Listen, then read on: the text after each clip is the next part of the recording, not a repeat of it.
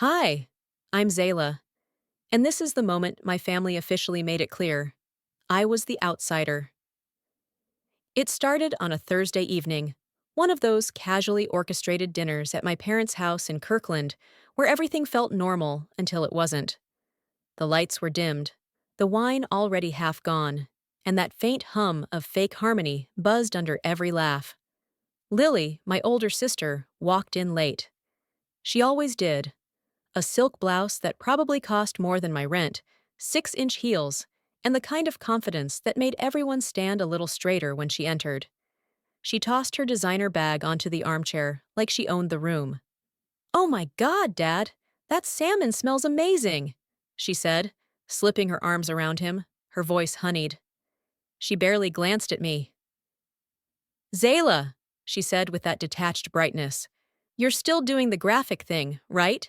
The design agency?" "Yeah," I replied, keeping my tone even. "Cute?"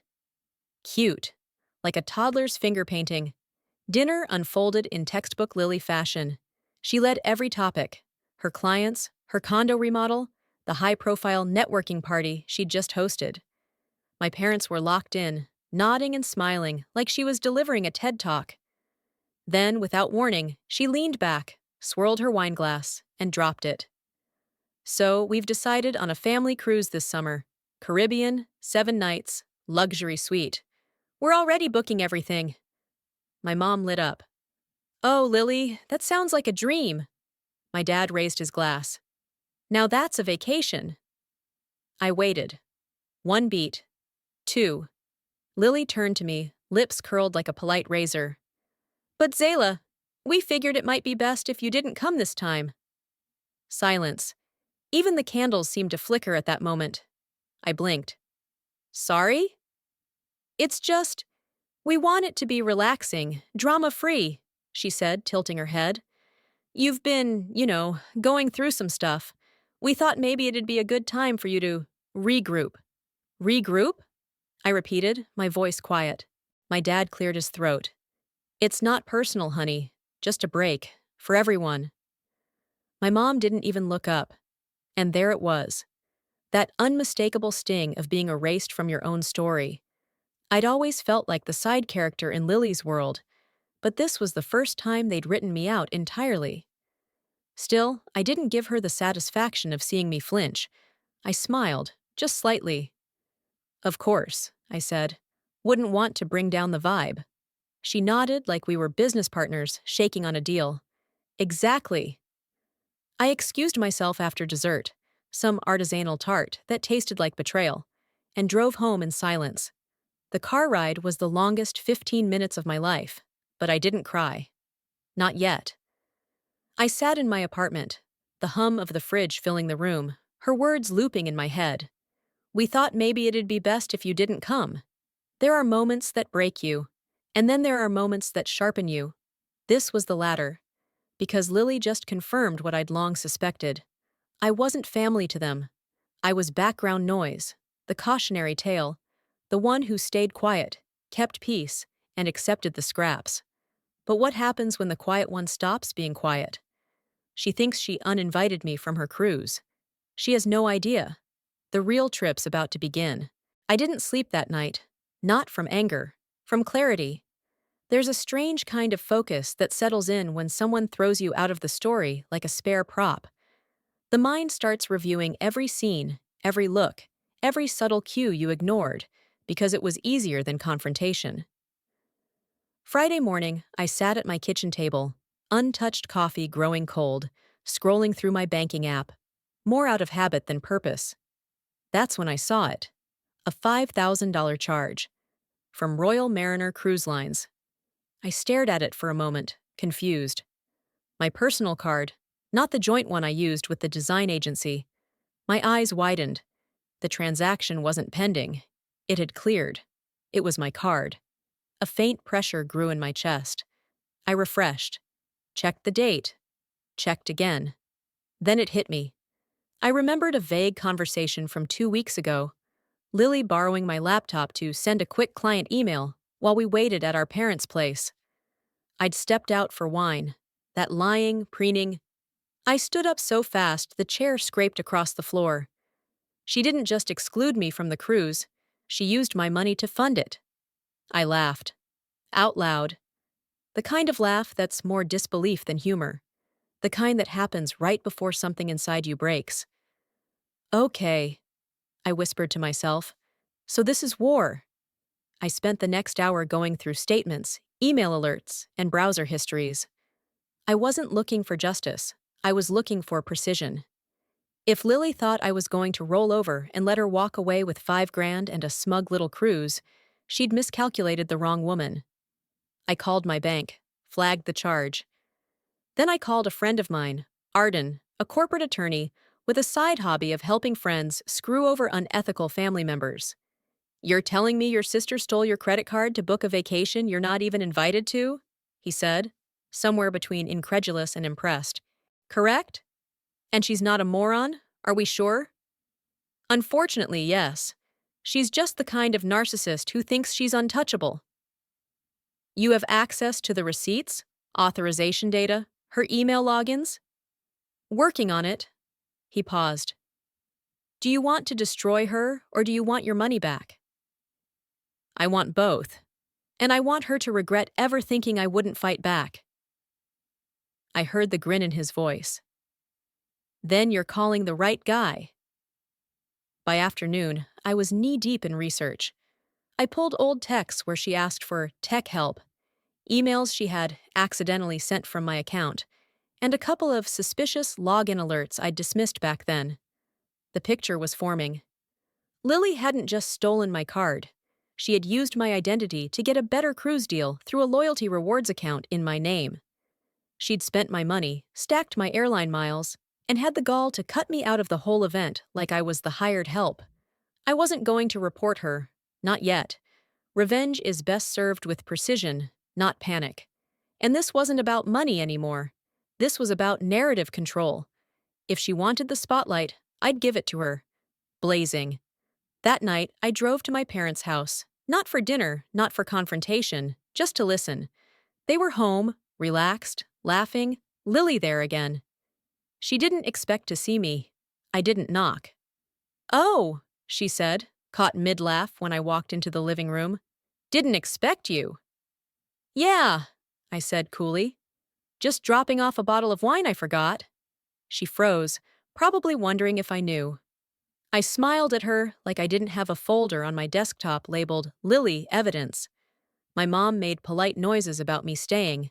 My dad asked me about work, safe, neutral things. I kept it short. I wasn't there to be included. I was there to watch. Watch how they listened to Lily. Watch how they didn't question the story. Watch how she had built this perfect version of herself, successful, composed, adored, and how effortlessly she erased me in the process. But she'd left a crack. And now I had a crowbar. I didn't scream. I didn't cry. I didn't throw my phone against the wall, though God knows I wanted to. Instead, I did what I'd learned to do when you're raised by a family who applauds silence over honesty. I composed. But something had shifted. For the first time, I wasn't feeling shame or confusion, or even betrayal. I was feeling stillness, focus. That terrifying kind of clarity people talk about before they walk away from a toxic marriage or quit the job that's draining their soul. I wasn't going to ask her why. I already knew why. Because Lily believed she could. Because she always had. I spent the weekend turning my apartment into a war room. Every receipt, email, screenshot went into folders, digitally and physically. I labeled everything. I printed the Royal Mariner confirmation with her +1 details. I highlighted the timestamp on the card transaction and cross-referenced it with the GPS ping from when she'd used my laptop. I even found a browser history entry on my device. How to add companion cruise guest without account access. Lily wasn't just sloppy, she was lazy. And that gave me power. By Sunday, I had enough documentation to press charges. I wasn't ready to go that far yet, but the option was in my pocket, and it felt good. What I wanted more was narrative control. People like Lily thrive in the gaps between perception and truth. She curates her image like a brand. polished, successful, philanthropic when convenient. She donates to pet shelters on her birthday and posts about mental health awareness while actively gaslighting her own family. But what she hadn't prepared for was me getting smart and quiet. That Monday, I called in sick. Not because I was overwhelmed, because I needed time. I needed space to think, to plan, to breathe. I went for a walk through Gasworks Park, the gray Seattle sky matching the tension coiled inside me. I passed couples on benches, kids throwing sticks to hyperactive dogs, and I thought about every time Lily had cut me down under the guise of humor. Zayla's the artsy one, so sensitive. She just takes things the wrong way. She's not as ambitious, but she's sweet. Sweet, the emotional participation trophy. I called Arden from the lakeside path. I need more than a case, I told him. I need a shift. Exposure, I said instantly. She lives on perception. If people start seeing cracks, the whole tower comes down. Then give her a choice, he said. Burn her with facts, or let her burn herself trying to lie. That night, I crafted the perfect trap. An email, not to Lily, to my parents. Subject line, need to clarify something cruise booking. I attached 2 files, proof of the charge on my card and the screenshot of Lily's cruise upgrade request in my name. I wrote it kindly, almost naively. Hi, Mom and Dad. I noticed a charge on my account and realized it might be related to the cruise. I just wanted to understand why my name was used for the booking if I'm not going. Maybe Lily knows more? No accusations. Just truth in a gentle tone. I hit send and waited. The response came in less than an hour. My mom. Zayla, this must be some mistake. We didn't know anything about your card being used. Are you sure? I didn't reply. The silence would do the work for me. The next day, Lily called me. 3 times. I didn't answer until the 4th. Zayla, she began, voice already sharp around the edges. We need to talk. Oh, now I'm included? Don't start. Look, I didn't mean for it to go like that. You did go like that, Lily. You used my name, my card. You excluded me with one hand and stole from me with the other. She fell silent. I could hear her breath hitch. I'll pay you back, she said finally. This isn't about money, I snapped. It's about you always thinking you're untouchable. Her tone shifted, soft, slippery. Zayla, come on, don't do this. Don't make this into something it doesn't have to be. Too late. People will misunderstand. You don't want them thinking you're vindictive. That word again. I smiled. Then maybe you shouldn't have given them a reason to ask. It's one thing to catch someone lying. It's another to give them the chance to confess and watch them choose to dig deeper. I gave Lily that chance. After the call, I didn't contact her again. No texts, no follow-up. I let the pressure simmer in silence. She was spiraling, and the less I reacted, the more she scrambled to reassert control. She emailed my parents that night. I didn't have to see it to know how it read. Some twisted version of a misunderstanding, probably framed as her helping me make the booking to feel included. Lily never admitted guilt. She just rewrote the story until it no longer made sense to challenge. The next day, Mom called. Zayla, sweetheart, your sister says this was a mix-up. She impersonated me, Mom. She used my card. You saw the receipts. I know, but she says, she always has a version, doesn't she? One where she's the victim and I'm just confused. Again. Mom paused. Can you come to dinner? We should talk about this, together. Sure, I said. Let's. That Thursday felt colder than usual. Dinner at my parents' house was never warm, but tonight the air itself felt artificial. The table was too quiet. My father cleared his throat twice. Lily avoided eye contact, and my mother tried to act like it was a normal evening. The food was chicken cordon bleu, overcooked, dry, like the tension in the room had leached into the oven. Finally, I broke the silence. So, let's talk about the cruise. Lily set down her fork delicately. Zayla, I really think this got blown out of proportion. You used my personal information, my bank account, my name. I didn't mean to. I thought you wouldn't mind. You thought I wouldn't notice. No, she snapped. I was going to tell you. I wanted us all to have something nice.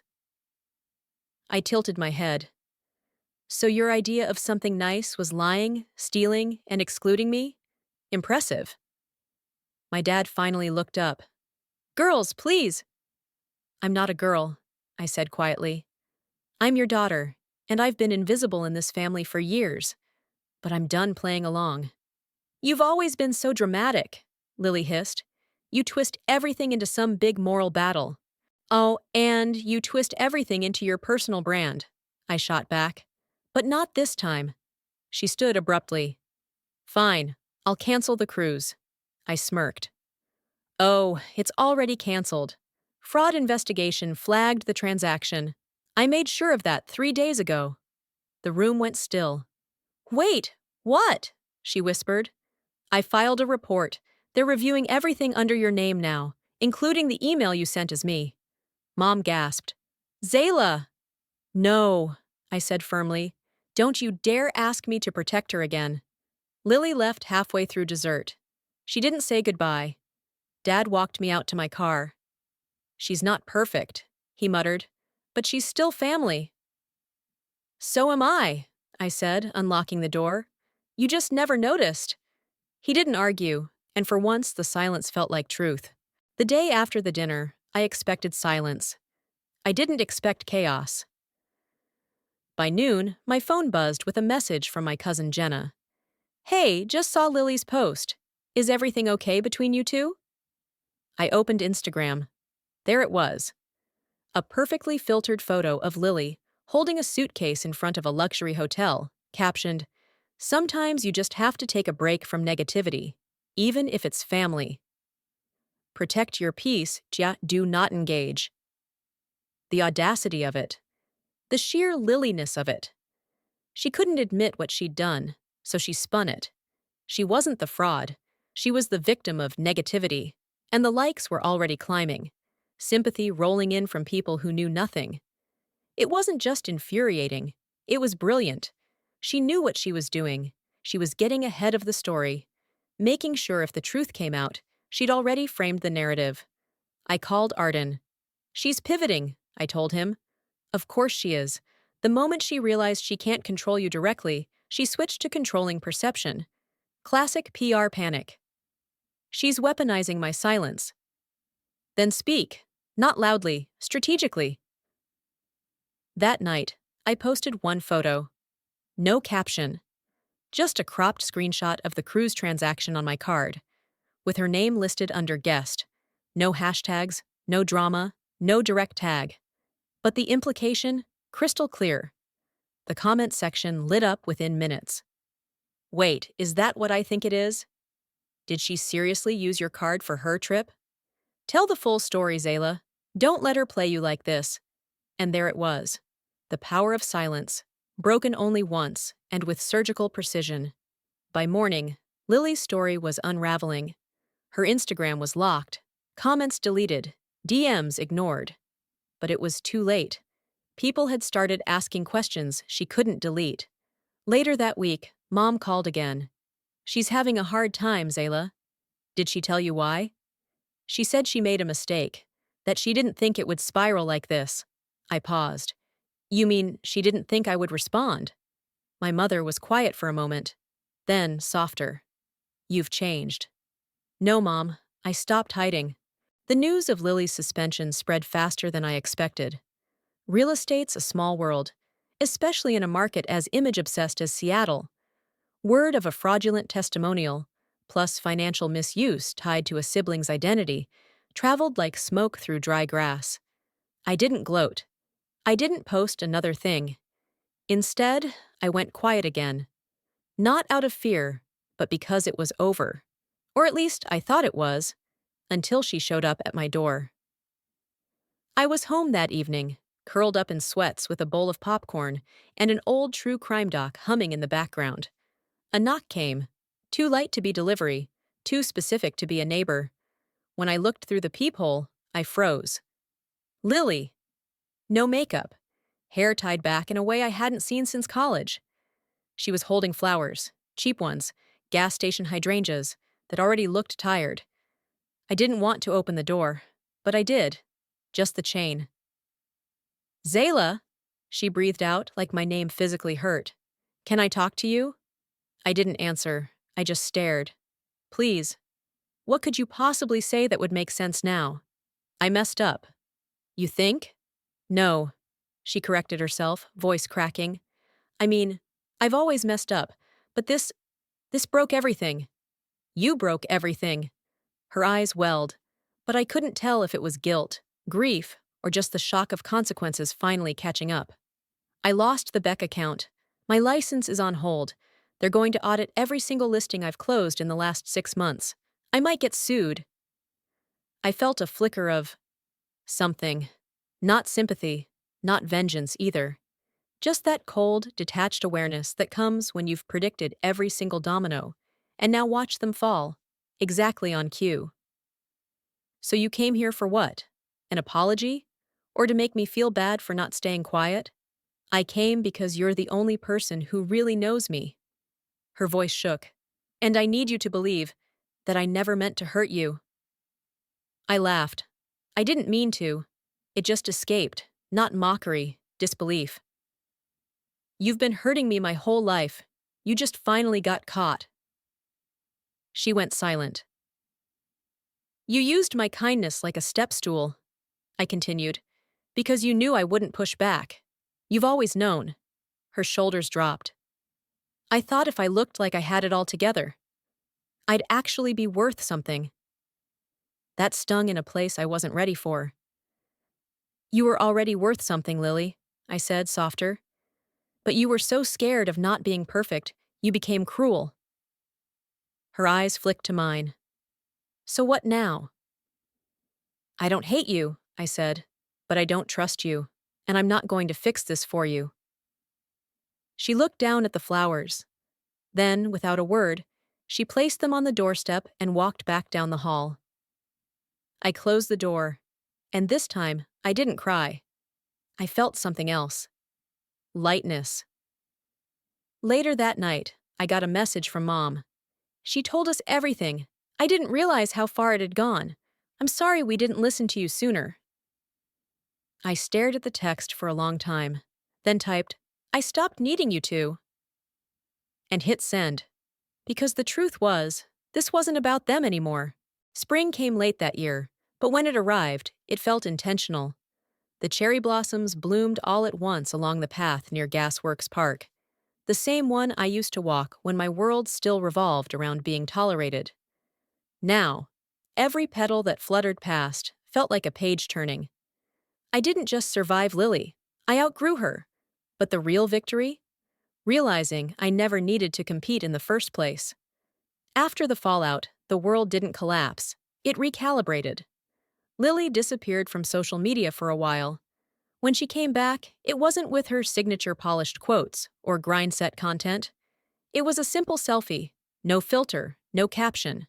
100 comments, mostly confused, a few supportive, some passive-aggressive. Her business took a hit.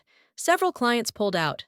She wasn't fired, but she was asked to rebuild trust quietly. She reached out again. This time, not to apologize, to ask if we could talk. Privately. No drama. I agreed. We met at a small cafe in Ballard, away from downtown, where no one knew either of us. She looked smaller somehow, not physically, but like a balloon that had finally stopped trying to float. You don't have to say anything, she began. I just wanted to be seen by you, without performance, just me. I watched her, not with judgment, just with clarity. You were always seen, Lily, I said. You just never knew how to see anyone else. She nodded slowly. I get that now. I stirred my coffee. I'm not angry anymore, but that doesn't mean we go back. I don't expect us to. Good, I said, because I'm building something new now, without pretending. Her eyes welled slightly, but she didn't cry. That was new. She placed a small envelope on the table. Not money, not pity, just a letter, something I wrote after therapy. I took it, not as a gesture of forgiveness, but as closure. The real transformation didn't happen in one dramatic conversation. It happened quietly.